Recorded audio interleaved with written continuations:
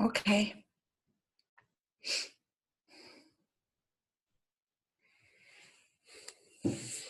Okay, guess I'm going to give what's called the rasa wrap here.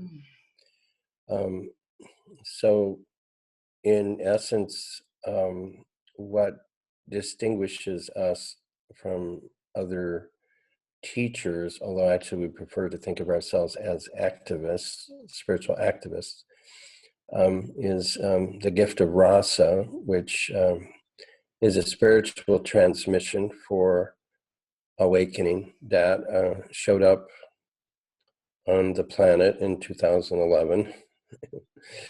And, you know, I mean, if you look through history, you know, there is a history of various things showing up to help mankind. So anyway, we think this is what happened with rasa. And the short version is back in 2011, I was giving somebody who had chronic pain, just a general healing, asking for the divine light to come down, you know, basic stuff. And this big ball of white light came down, sat on her head, and then went down into her body. And she's not clairvoyant or anything, but she could see it and feel it. And I could see it and feel it, and I knew it was there. And she was better after that. And we thought, oh, well, it was physical healing, but it wasn't. It was an attitudinal healing, and it was a change, a raise in her consciousness. So after that, I started to explore with people, and eventually the first person said to me, you know, after, I don't know, given to a half dozen people, he said, hey, I just woke up.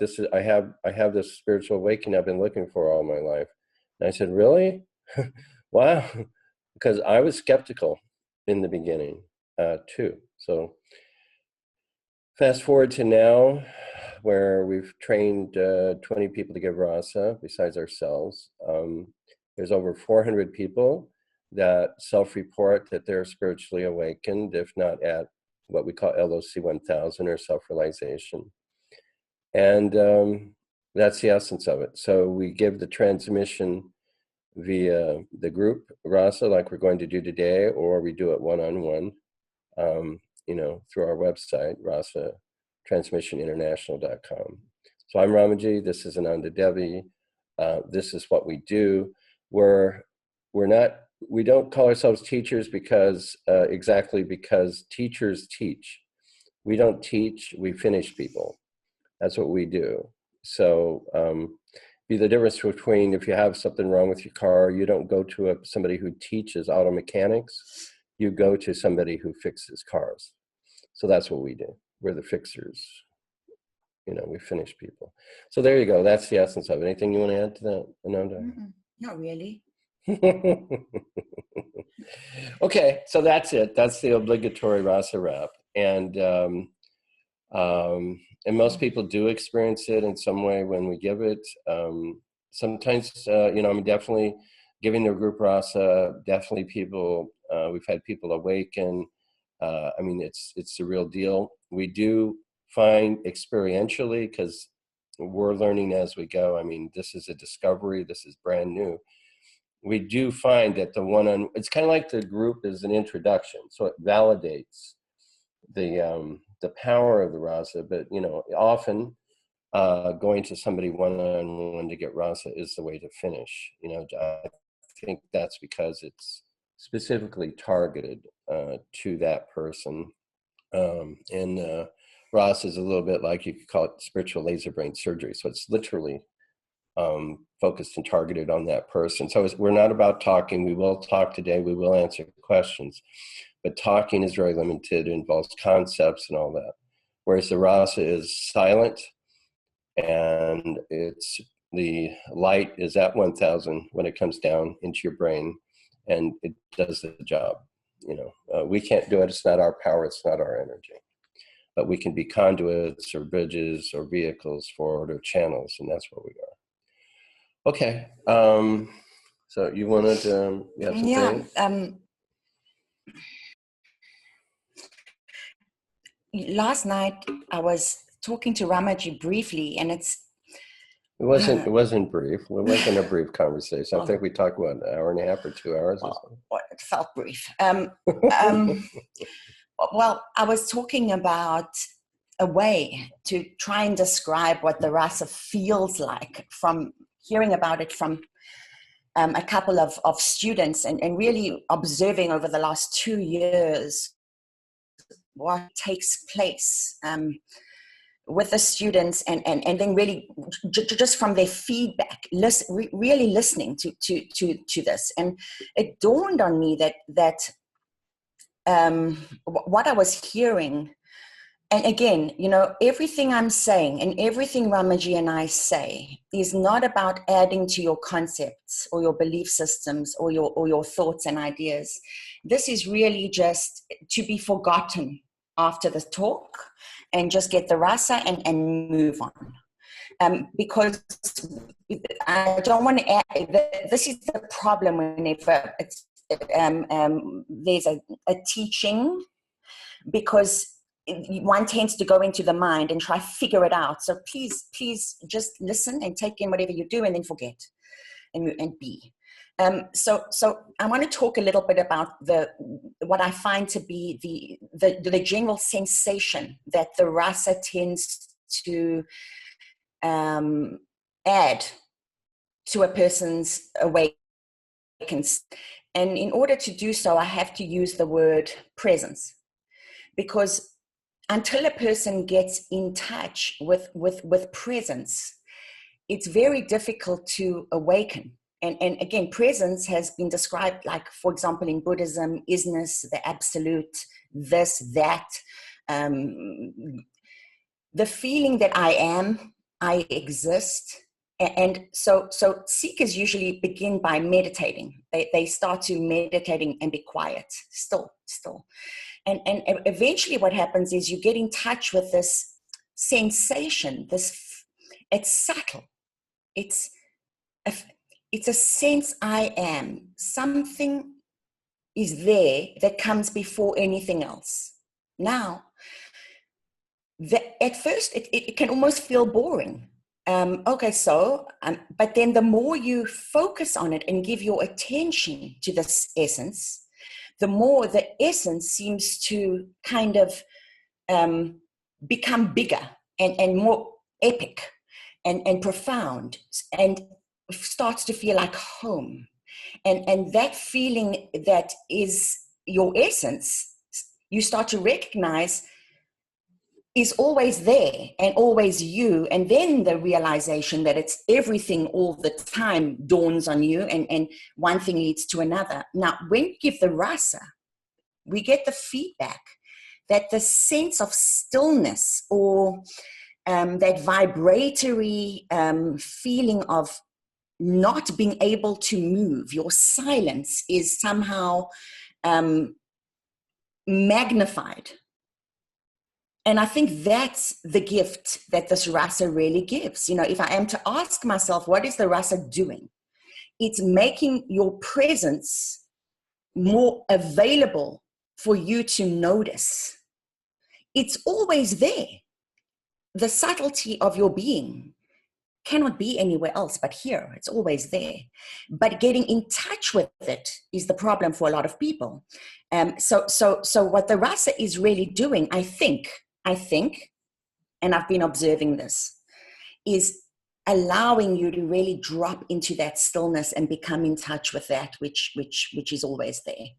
And so I just feel that sometimes we take it for granted, Ramaji and I, that this presence is something that you notice already.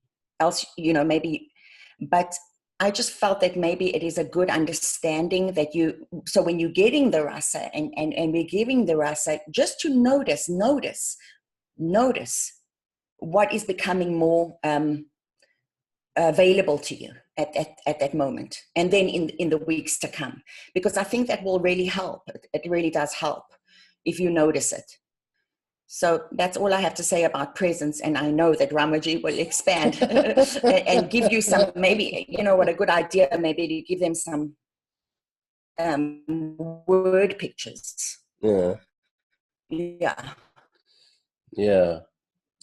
You know, everybody, you're here now, and Yeah, I mean, the reason rasa works, like Ananda is saying, is it's expanding on something that you're already experiencing, that you already are. It's simply making it obvious to you.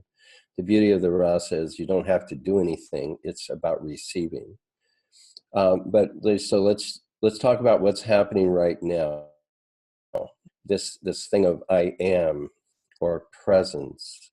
Okay, right now, each of you, I could name all the names. We see the names. Do you know who you are? Okay, right now, without adding anything, two things are happening for you. One, you are present, meaning you're here somehow in some way, and you're aware. You're aware in general with your senses, and you're aware that you exist. Now, when I say that you exist, you're aware of existing. Okay, nobody here can say, I don't exist. Nobody here can say, I am not here. Everybody here can say, they're here. Okay? Now, that's it.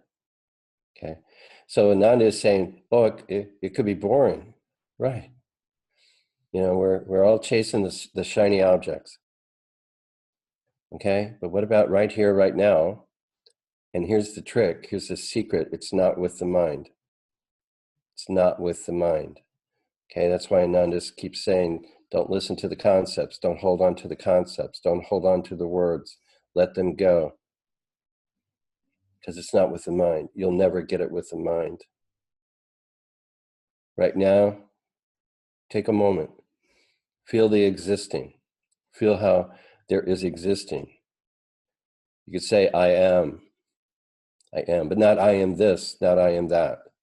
Not I am Wayne, or I am Richard, or I am Tom, or I am Andy, or, I am Subra, or I am David, or I am Jill, or I am Elaine, or I am John, or I am Kuchen. Okay, not that. I am.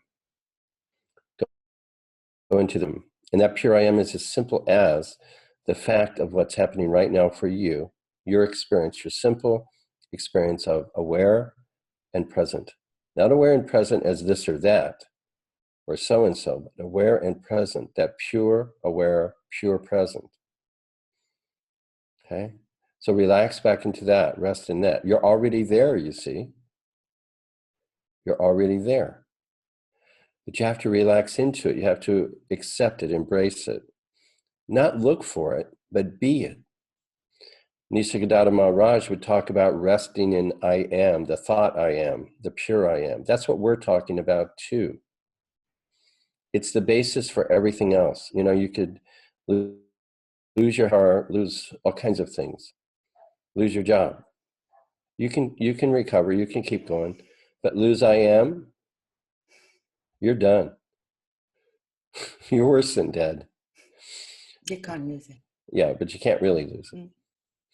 But so this sense of existing and being aware of that sense of existing is the basis for everything else, and it's the open secret. It's the open secret. So when you go looking for it, you leave it to find it. So see, that's what you're doing with your mind. Drop out of your mind, as best you can, into your heart, into being. And this is it. And it deepens as you keep coming back home to this being present and being aware. So that's what's meant by you're already enlightened, because you hold the diamond in the palm of your hand, but you think it's a piece of coal. You think it's a piece of dirt. That's what your mind is saying. Let's go look somewhere else for the diamond. No, the diamond is in the palm of your hand. It's this sense of being present and being aware. Not as this or that, but the pure essence experience of that here and now, moment to moment. It's the basis for everything else, and that is what we're pointing to. When as seekers, when you become in touch with that sensation, it's easy to ignore in the beginning, because it just, the mind is so skeptical. And one tends to think, so what, and, it's often referred to as the gap between thoughts, just this sense that you exist. So I exist. But just remember that once you get a glimpse and you go back and you get a bigger glimpse and a bigger glimpse, it won't be missed. And this sensation will grow and grow and grow until you recognize this homecoming is just everything, and it is always there. And each of you is that sensation, you know, is that knowingness. You know, it's oh, you know, I get, you know, if I just wish that why are you laughing at me? I'm not laughing. I'm laughing at the dilemma we have. I know. I'm really feeling it too.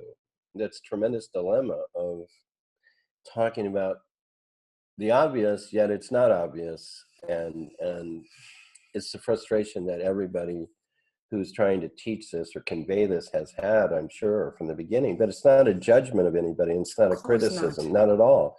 I mean, we were both.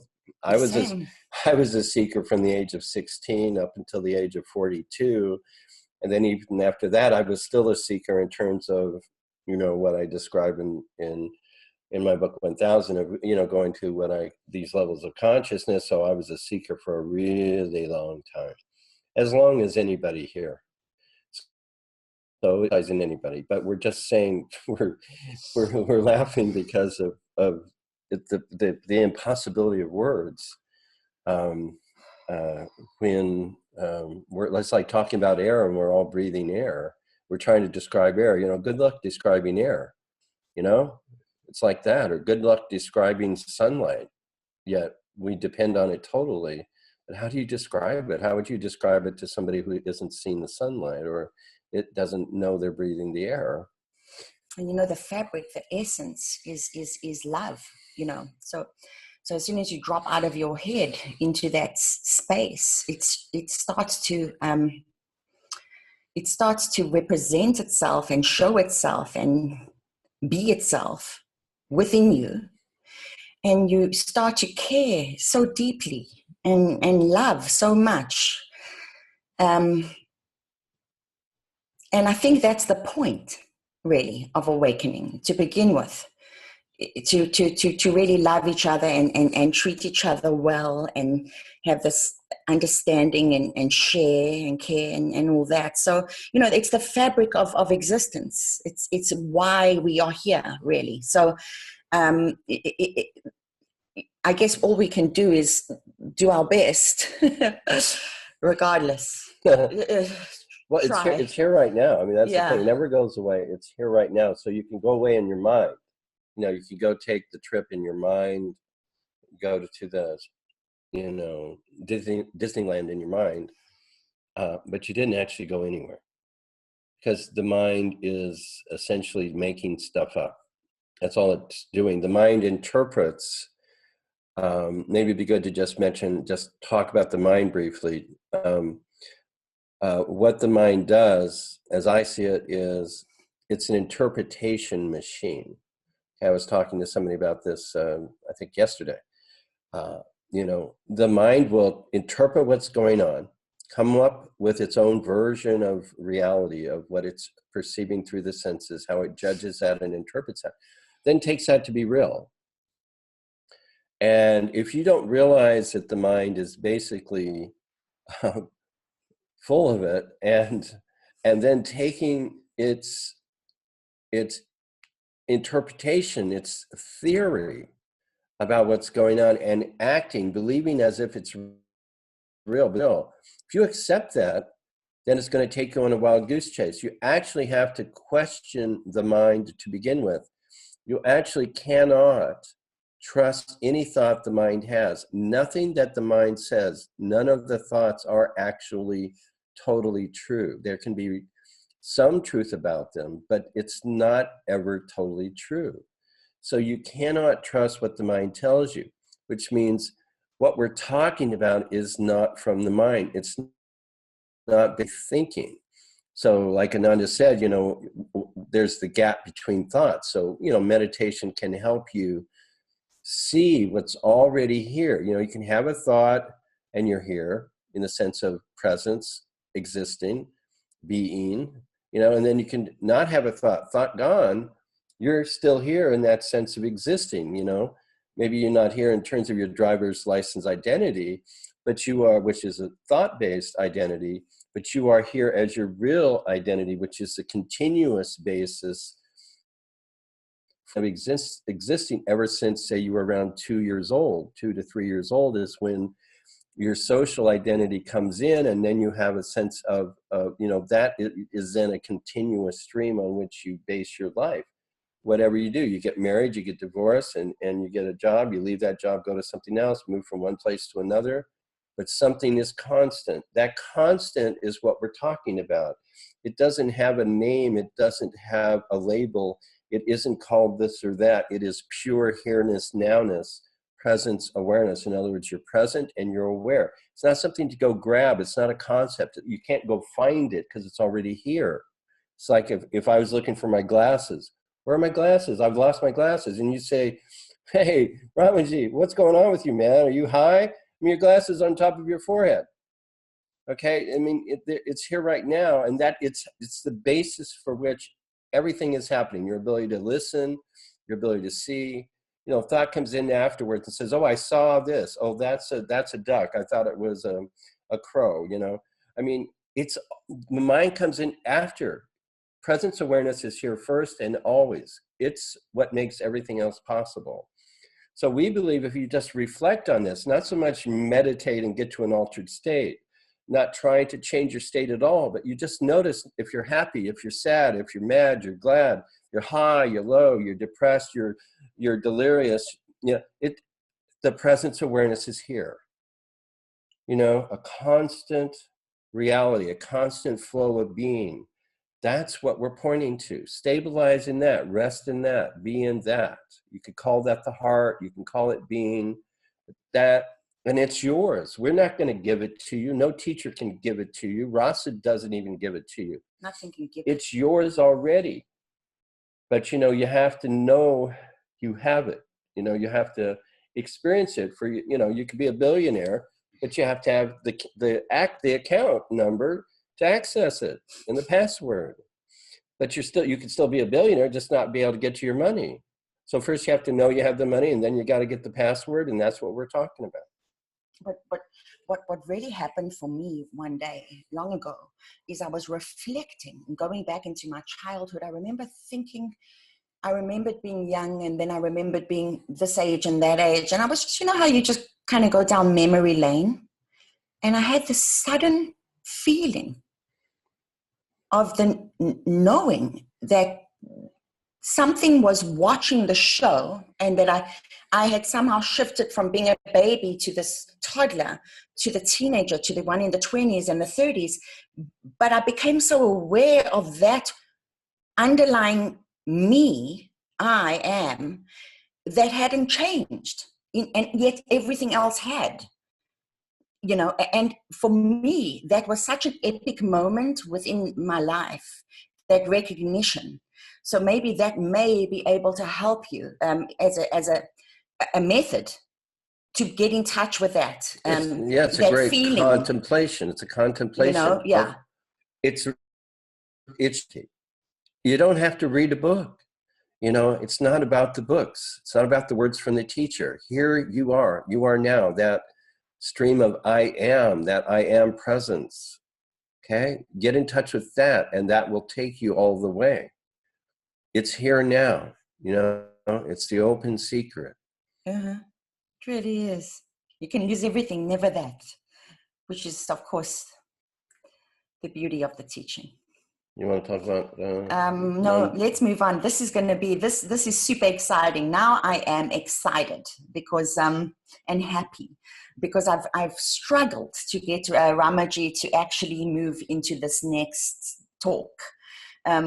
It's something that has just been so precious to me, and something I've thought about for so many years. And I've just I've noticed with the students that they, once an awakened student becomes in touch with this sense of I am. And so now we're moving into that, getting in touch with it. What is it? What is it?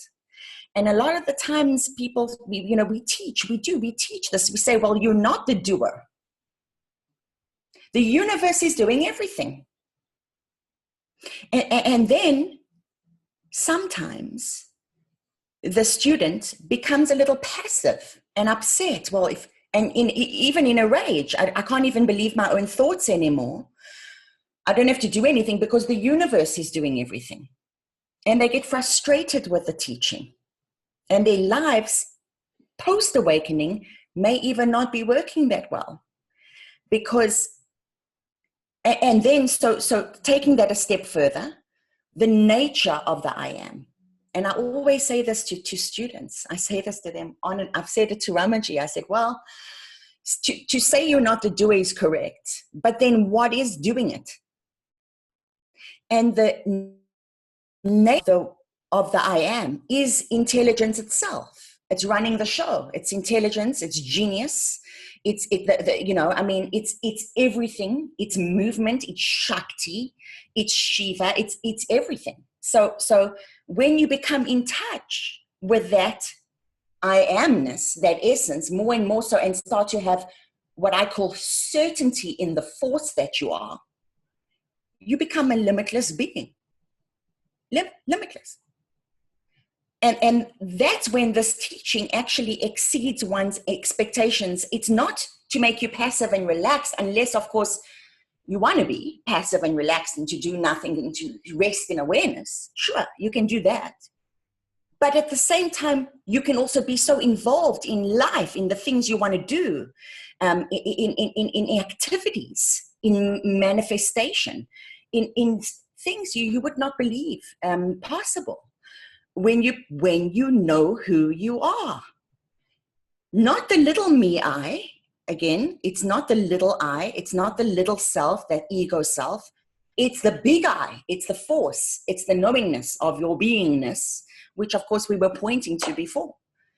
And that's where this teaching starts to become really exciting, and in my opinion, it's a mission on non-duality and something that's very, really spoken of. And I did try so anyway, Ramaji, go ahead. Go ahead, I'm excited. Yeah, well, we talked about this, yes. Very recently, so it's very fresh. There's, well, briefly, my background is I got my awakening through Ramaji's spouse, and he was a doership, and that's what he taught, at least as I experienced it. And he even said to me one time, it was very effective for me. He said, there is nothing you can do.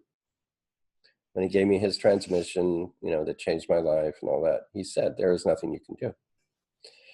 Now, that teaching is a good teaching for the right person at the right time, but it is not a universal teaching.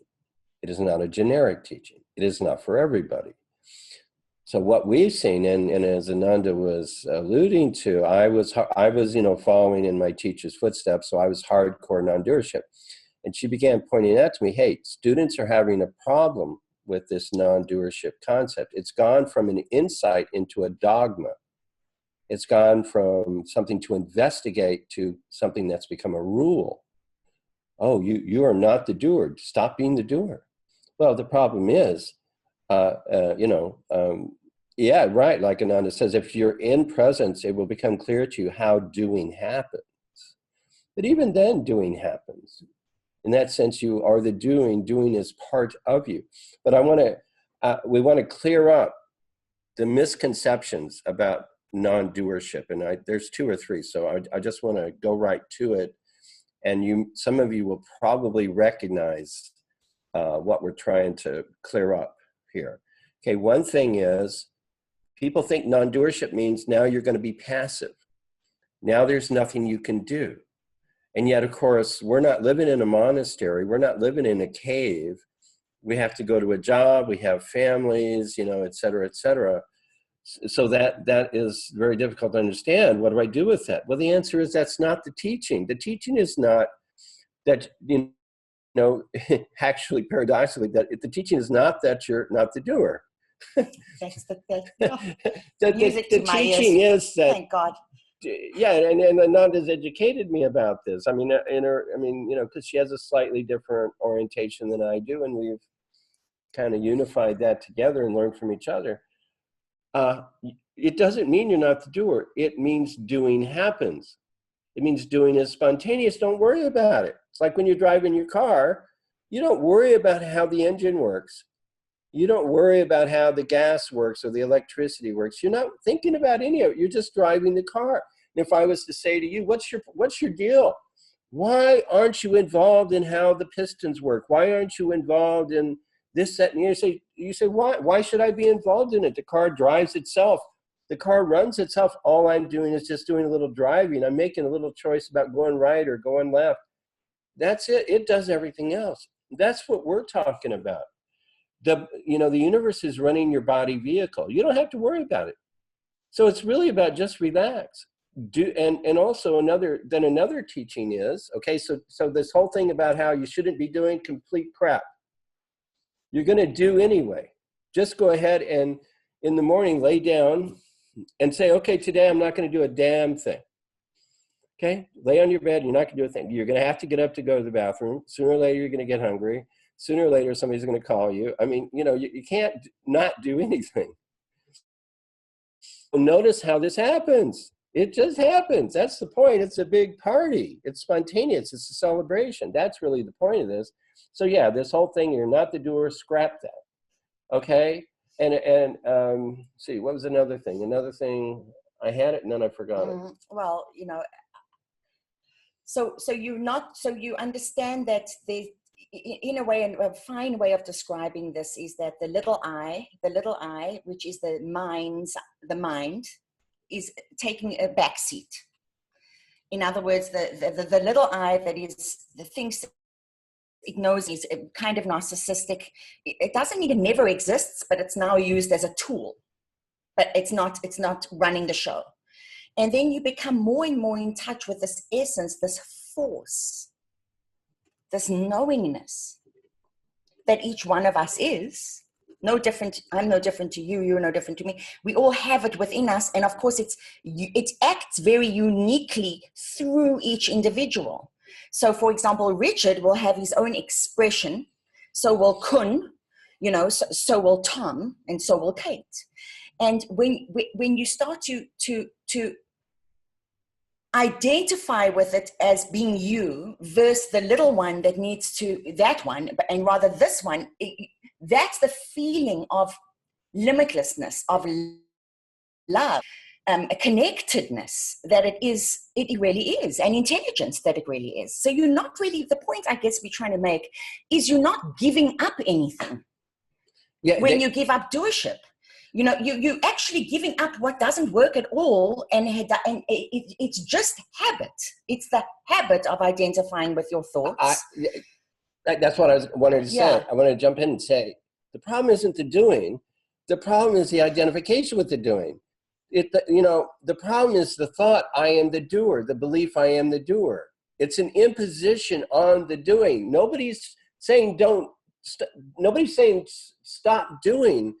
What is being said is the doing is part of life. It's going to happen anyway, according to your nature, right? It's going according to your nature. Relax, let it happen. See how you identify with it. See how you say, I did this, I didn't do that. But in the actual moment of action, you see there isn't that identification. There is just the doing. This is something you can see for yourself. Don't just read it from a book. Go ahead. Notice, check all day. When I reach for this or that, when I go to the bathroom, when I go to the fridge, whatever, just notice these simple physical actions. How do they arise? Does thought really cause them? It's about not stopping doing. It's about just understanding how doing happens. How does it arise? How does it work? And see that your mind comes in and says, I claim that, but the only thing it's doing is claiming it. It's not doing anything. The mind isn't doing it. That's what you want to see. So non-doership, the teaching means see that your mind claims to be doing things, but in fact, the body is doing them. In fact, it's spontaneous action. So you're going to continue doing.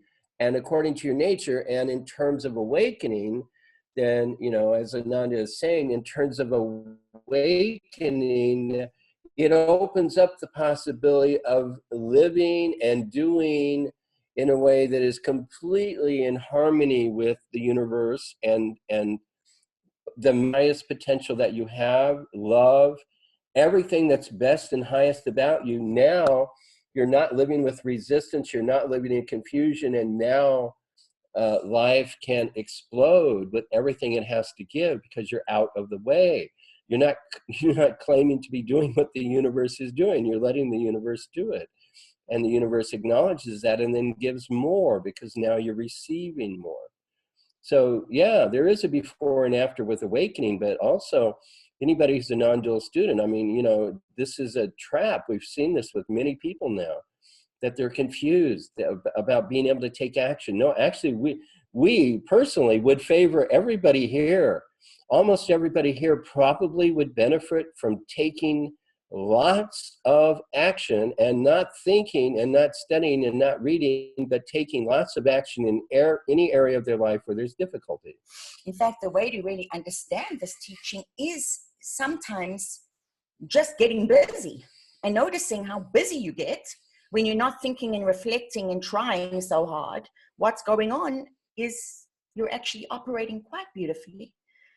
The way to be a non-doer is do so much that you stop thinking about it anymore. Not necessarily meditating. You just don't have time to go, oh, am I doing it? Well, obviously I'm doing. Things are just happening. If you're moving fast enough, you have enough to do. You see, that's it's kind of a trick. Like she likes to talk about being a mother, and you know, mothers have to just respond, and they get into doing, but it becomes non-doing because it's like this. It's automatic. You know, so actually mothers, there's a lot more mothers should be spiritual teachers because they understand what it means to live really without a self and to understand what it means to not be the doer, quite literally in practice. They've experienced for themselves, you know, so. You know, the reason non-duality and this teaching becomes so difficult to grasp is sadly because of how it's been taught. And I've thought about this, I've gone over it because, you know, it is such a simple teaching and it's no one's fault. It's not the fault of the teachers that came before us because they were geniuses and they were brilliant. It's just that we're living in a very modern world today. Therefore, our consciousness has expanded enough. And because we're in the West, we are busy people. You know, we're busy with our jobs, with our lives. We have children. We again, Ramaji often uses the analogy of, you know, we're not sitting in India meditating all day. And yet people think that, okay, well, now I've got to take a year off to find myself and self-realize. And you see, or go sit in satsangs that go on and on and on and on. And yet not many people awaken or meditate for 9 hours a day, missing their lives. They miss their lives trying to find the stillness. Again, you can't not be what you are. The beingness is you cannot not be aware even if you tried. Aren't you aware? Yeah. They call it spacious awareness. So we're all trying to have awareness that's spacious. Which part of your aware isn't spacious? Look around. You're aware and it's spacious. It's that simple. Well, this sense of presence that we all have, presence and awareness, okay. It's like if you go, what people tend to do when they hear that instruction, that direction is to go look at it. You know, they look at their sense of, their experience of presence or their experience of awareness. They look at it with their mind. That's not what we're saying to do. We're saying totally relax and stop trying to figure this out. And instead just go, well, what is right now? Not added from anything, you know, and what it cannot be taken away. What is the constant? Meaning it's the reality. What's the constant? Presence and awareness. That's what's constant. That's the gold mine. But when you go to it, you see, you look at it and it just seems to be this little opening, and you go, well, that's not that big of a deal. Oh boy. Okay, what have we got here? Oh no, we're going to address that. It didn't say everything is automatic. You know, what we're saying is people take non-doership to mean they are not the doer and they are identifying with being an entity that does. Okay? Everything is automatic only is relative to you thinking you are a separate center. When you understand you are not a separate little isolated me center, then it will not be an issue about doership or non-doership. You will see that you are that.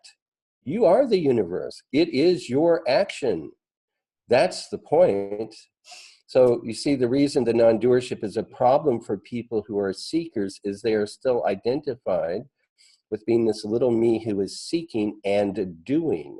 So when they hear they're not the doer, they think I should stop doing. The teaching is that the little me is fictitious.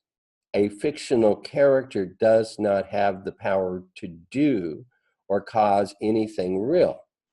So what this means in practice then, to be practical, is relax and live your life fully according to your nature.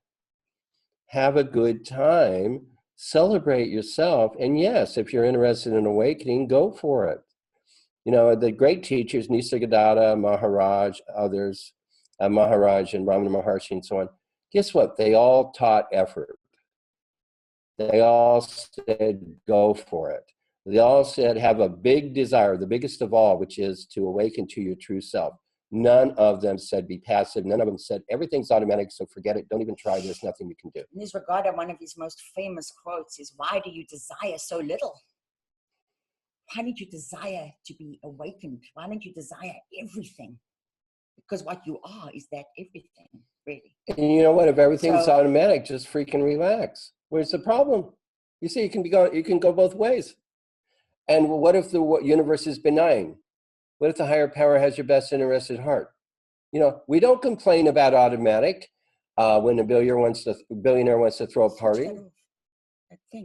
Yeah, we don't complain about getting a good massage and the massage being something we're not in control of.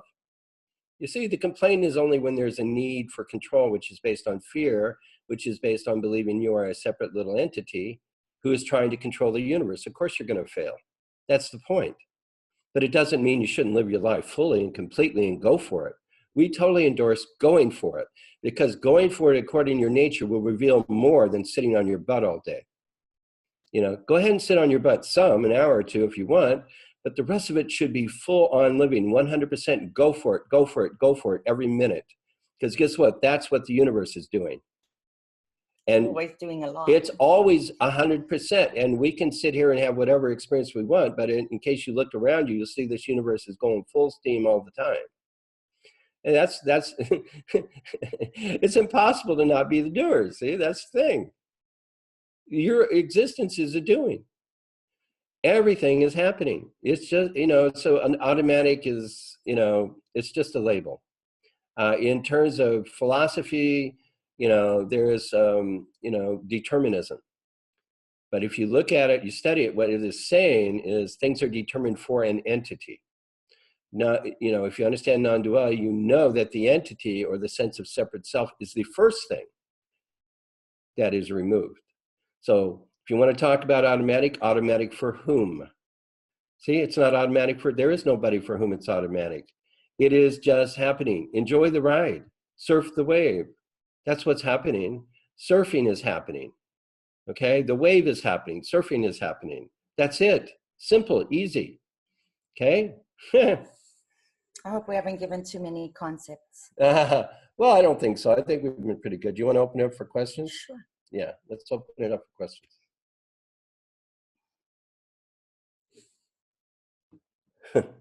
Yeah, okay, Kritz. Going out there, we live our lives, not in our power. Yes, but so what? I don't understand what the problem is. No, I don't. It's like saying the sun is shining. Are you controlling the sun? So what? Of course the sun's on automatic. Thank God. Otherwise, tomorrow we wouldn't know if we had a sun or not. Kritz. Yeah, it's a Kritz, psychological I thing. want It's to got say that to Kritz. nothing with the Kritz, teaching. you see this teaching, that's another thing you're not really understanding. This question says, according to what you are saying, there is nothing we can do about it because everything is automatic. But still, going out there and live our lives is not in our power. But excuse me, what is the power that you are? When a decision arises, where did that come from? You are the power that's living your life. That is the life force, is that power, is that intelligence. I mean, you're saying what you're doing is saying you just don't want to freaking do it. That's what you're saying. And that's your doing. Your doing is to say there's a problem with living. We're not saying that. We're saying there's no problem with living at all. You're saying there is. The great I am, that I exist, that I amness, is the power that you are. Life is effortless. That's the point. And sometimes that power makes decisions. And sometimes that power decides, gets angry. And sometimes when you trust that it's going with the flow and you're not resisting what it does, you are way more powerful as the big self as that you could ever be as the little small egotistical self, and you will do better. You will be a better person for it. But you think that this is a powerless power and you're passively not doing anything. It's all concepts. It's all imagination. That's why this teaching doesn't make any sense. It's not meant to. No.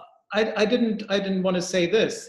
What I wanted to say is, you said go out and live your lives, and I'm now in a situation where, for some reason which I haven't figured out, it doesn't work. I cannot go out and live my life.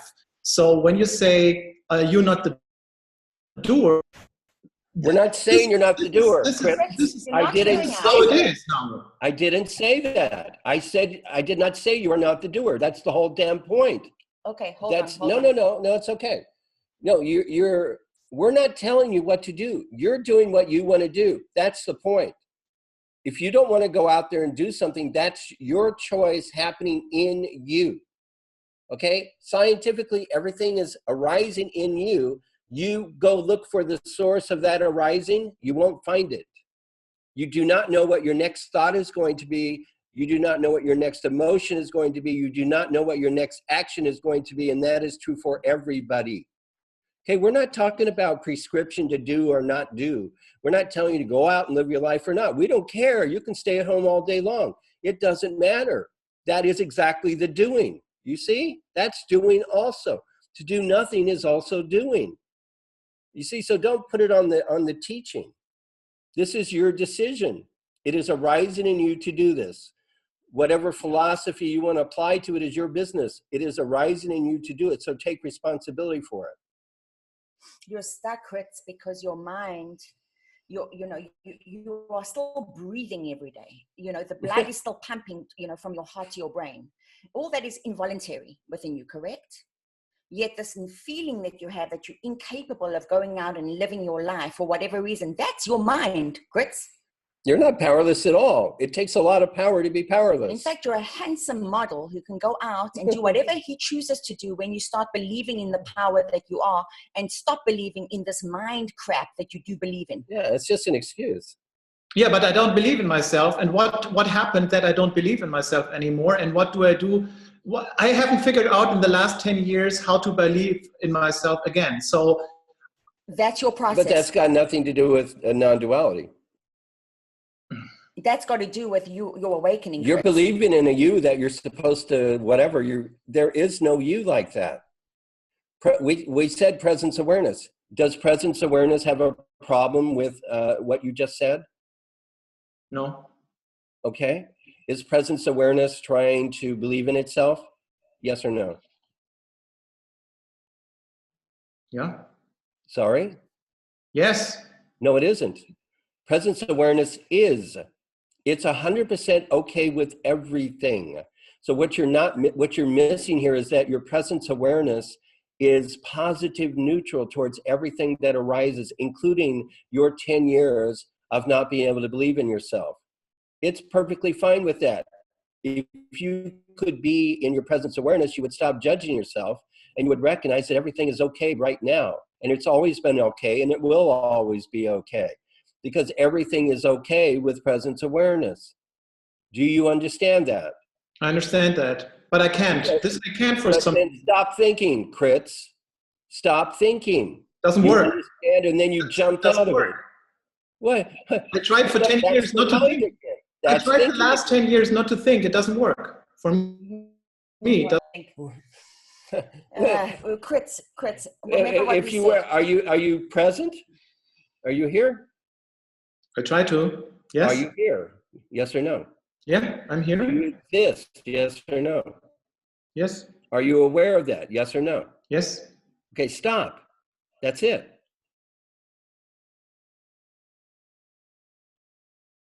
Just stop there. That's it.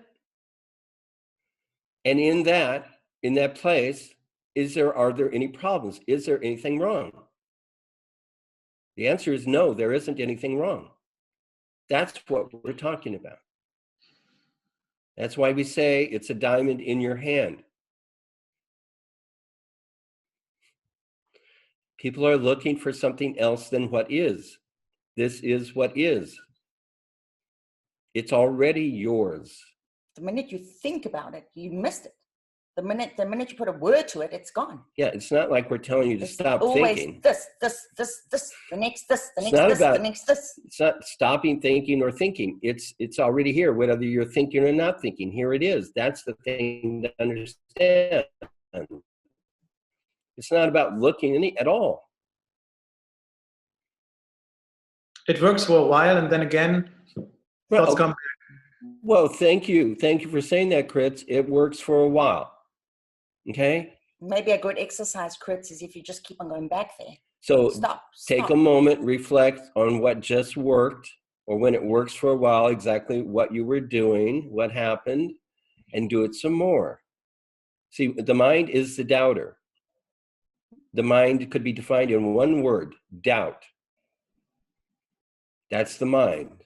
So when doubt arises, you know you're in your mind.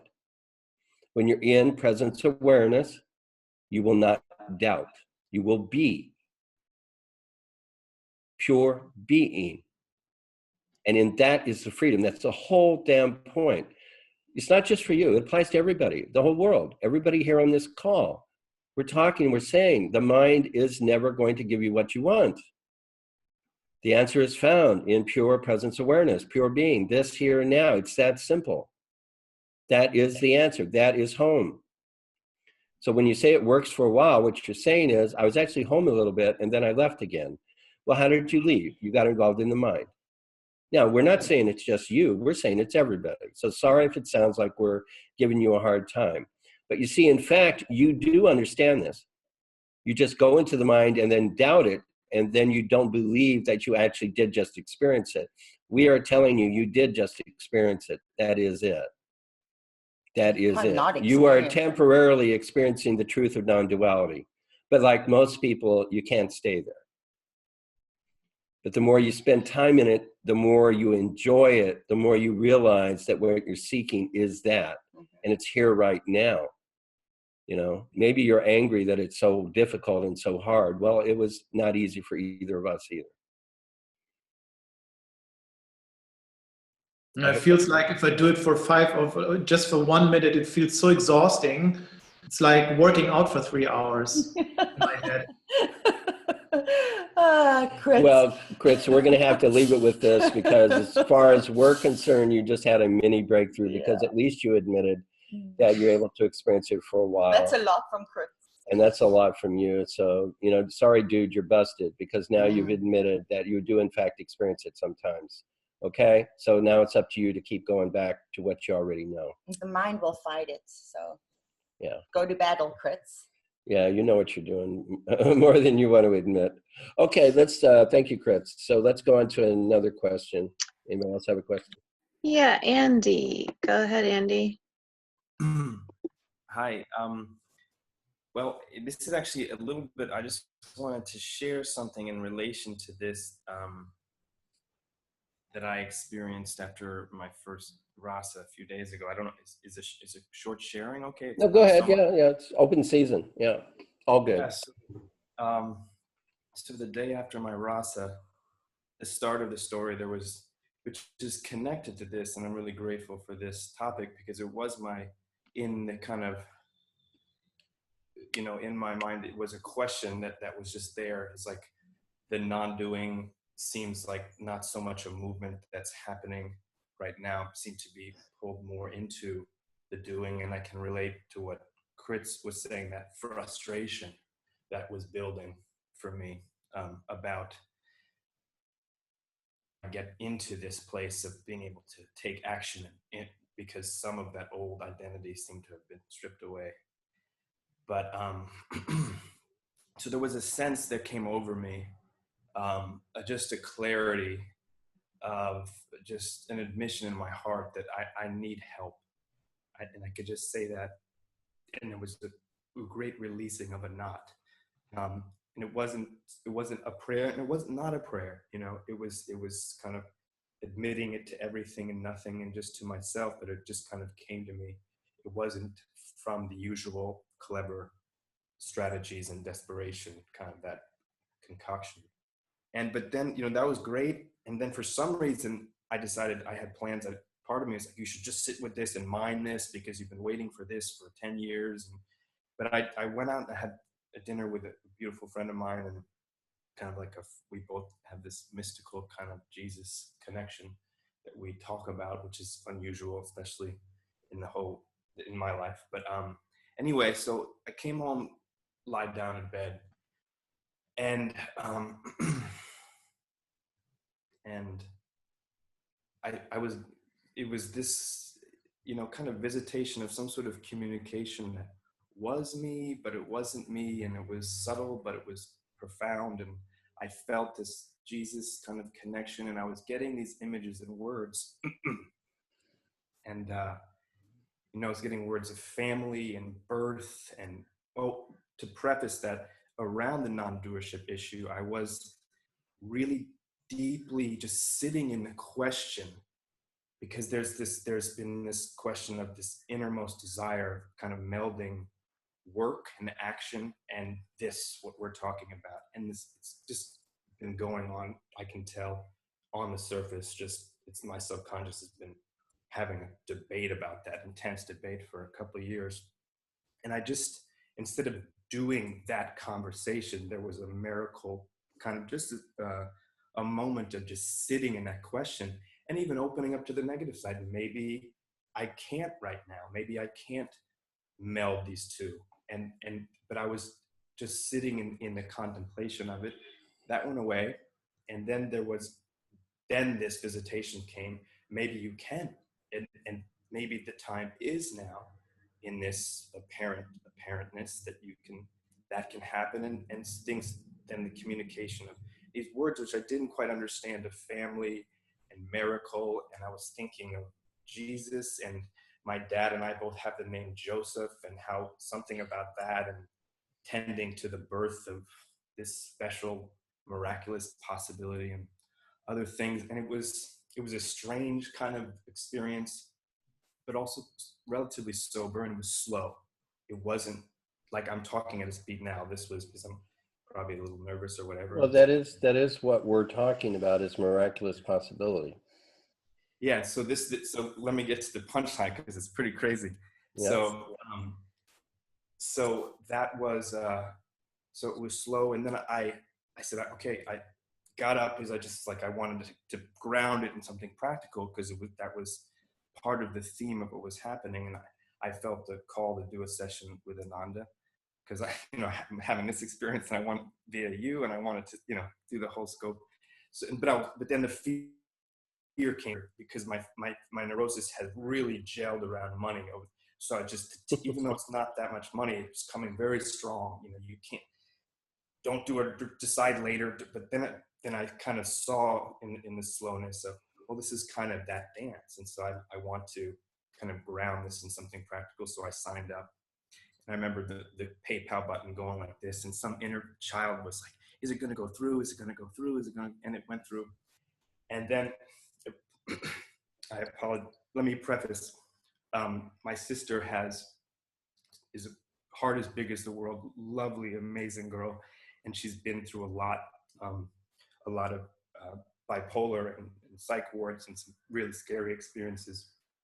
And her biggest desire has always been to have a kid, a child. And the doctor said it's not possible. It could be dangerous for you. You have to go off your medication. And it's probably not something that's feasible for you. So she's been on birth control and she had no intention of having a kid. And immediately, the second after I finished signing up for this thing,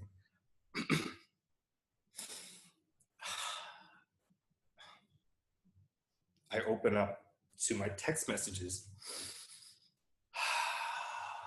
and she texted me that she got these tests back, you know, the kinds you get at the Duane Reade, but or the pharmacy, that she was pregnant, and she was freaking out because she had this intense feeling. But immediately at that moment, I was, you know, blown away, because I've never had any premonition in my entire life, other than, you know, I think I might move to this place, and I moved there, something very basic. But these, you know, miracle and birth and Jesus and possibility, and this unit of my family, which has been through a lot of trauma and is kind of walking in this kind of dark thing where maybe I'm kind of leading the path of being the one who's not loaded up on medications and stuff like that. And this miracle happened, and she wasn't. So we spent 4 hours. She's freaking out. I stayed up with her all night. You know, I kind of shared this in peace. I didn't want to scare her, because she was really concerned. Did I make a terrible mistake? How did this happen? Did I somehow miss my birth control? Is this going to mean I'm going back to the dark place because, you know, I have to go off on meds? This is going to be bad for the kid. And I was able to bestow upon her a confidence that some mystery is working here, that is a power greater than our understanding. And she got the test back yesterday. She is pregnant. And it's just this very alive thing. It's a miracle, but it's also in that field of the unknown. So it's very alive, because those questions are still in this family unit and with me. But you know, it's still going, these little miracles since then. You know, I've, in connection to this, and even Fritz, this sense of doubting, you know, I've been really connected since then. And I've actually been visiting and sitting in this, I've been in India, and I've been going to the cave where the Apostle Thomas lived, doubting Thomas, and little signs have been coming, you know, that benevolent force is here, and it's somehow working. And it's in that, and there was also a sense that this was maybe a small miracle in a large side of things, because I read the Indian books where the crazy yogi miracles is, in that sense, a small, big, whatever, but it was just, it's what I could see. It was like it's exactly what I needed to see to believe. It's starting to believe in the miracle of everything. Mm-hmm. And I've always sensed that, you know, everything's a miracle. How could I possibly understand what this is? Thank you, Andy. It was just, yeah. Yeah, well, you know, what we're talking about is the miracle of you. Yeah. The miracle of everyone that's here. And in terms of the power is a miracle power. It's a good power. It's pure good power. There's nothing to fear. All you're going to ever let go of is your fear and your resistance. That's all. You're here as a gift. We're all here as a gift, and every moment of every day is a gift. That's the thing to understand. However you may feel in this moment about it, or how you feel in general in this moment, whatever your mood, it's still a gift. We need to transition to doing the rasa. Okay, it's going to take 20 minutes. So what I'm going to do is I'm going to go use the restroom. So if anybody else needs to take a 2-minute break, this would be the time. And then we're going to do the rasa. And thank you guys, Andy and Kritz, for sharing. I think you spoke for a lot of people, so we were happy to have that discussion. Thank you so much for really caring about this. Okay, so I'll be right back. Or both of them.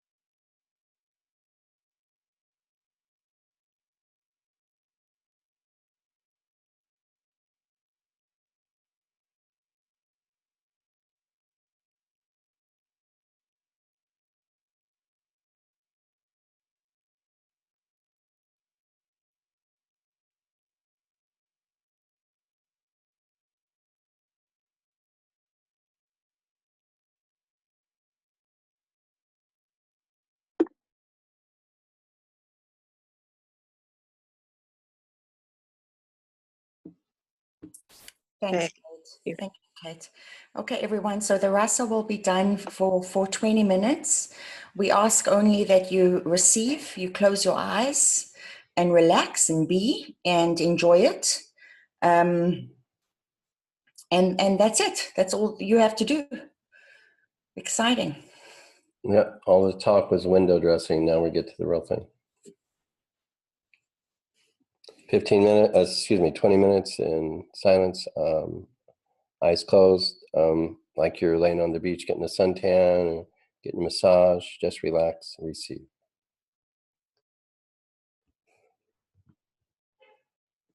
Okay, here we go.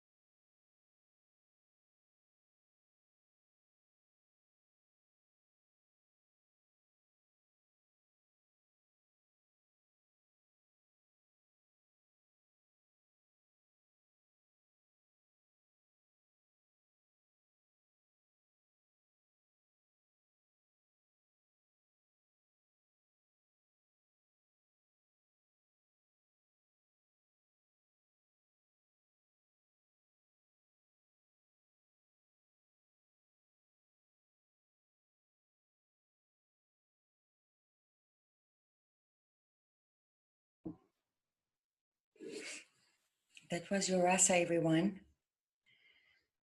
We hope you enjoyed that. We did. Okay, thank you so much for coming, everyone, for joining us today. It was such an honor to be with you and spend time with you. And we hope we didn't give you too many concepts to think about. Your homework is just to go out there and have fun and not to think about anything we've said. Just go and enjoy your lives. And just wherever you are, you are. You are wherever you are. You are being. You are aware that you are being. You are present. Thank you very much, Kate. You're a fabulous host. We really appreciate it. Thank you both so much. And thank you, everyone. And we'll see you back here on the 17th. So in 2 Saturdays. All right. Yeah, Lovely to be with you all. 2 weeks time. 2 weeks. Great. Fabulous. Bye-bye.